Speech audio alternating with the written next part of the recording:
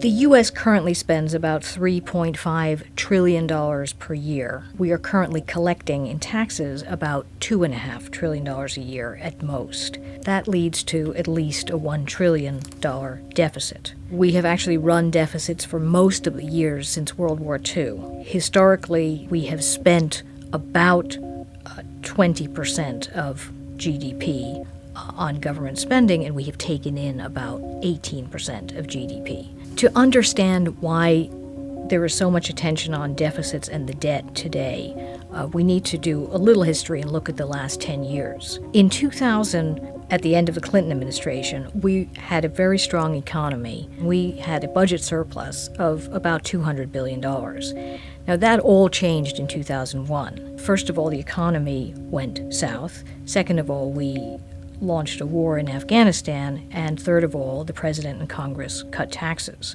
In most wartime situations, the U.S. taxpayer pays more to finance a war. For example, President Reagan raised taxes 3 times to pay for the Cold War buildup.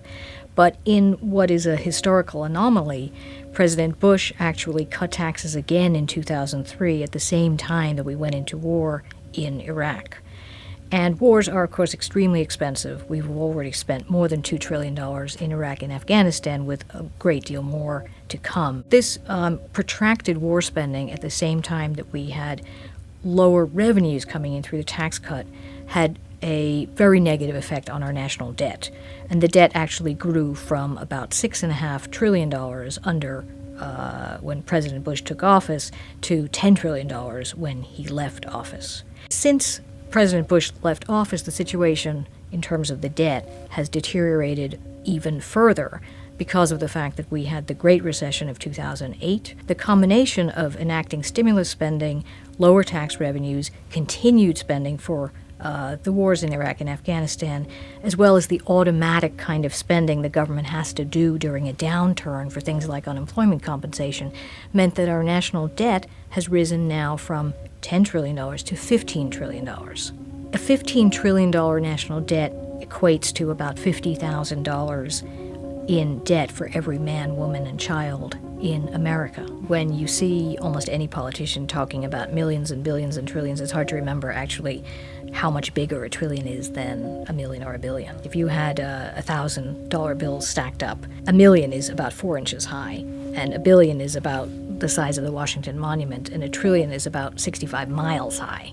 So we're talking about vast amounts of money, and the war spending has been so vast and has had such a major impact on the debt situation. It's difficult to get your arms around kind of what a big amount we've actually spent. It's hard for people to essentially apportion the blame, as it were, for the debt, is that it's not just one thing. It's a combination of the war spending, the economic downturn, the response to the economic downturn, the Bush tax cuts, and a variety of other factors, all of which have combined into a kind of a perfect storm. And the question is, what can we do so that we don't leave this enormous debt burden for future generations of Americans? Most people of both parties who have looked at the debt situation actually agree on what needs to be done to bring the debt down under control. Right now, we have a very fragile economy.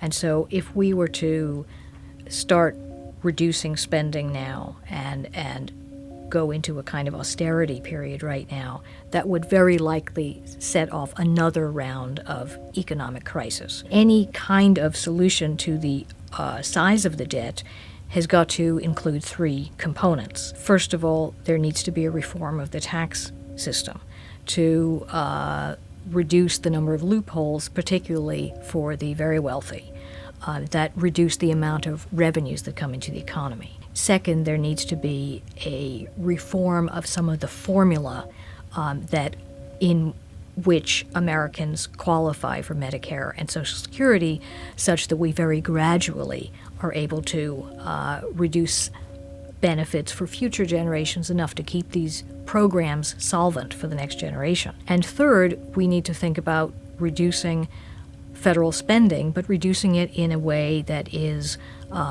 reducing some of the overheads and the indirect cost and the sort of the fat, not reducing it by just cutting across the board spending. What I tell my students is you can lose weight by sort of cutting off your arm, but that's not a very good way to lose weight. You want to reduce weight by gradually dieting, but of course that is painful, that is tedious, that takes a lot of effort, and that's essentially the same situation the United States is facing when it comes to gradually reducing some forms of government spending.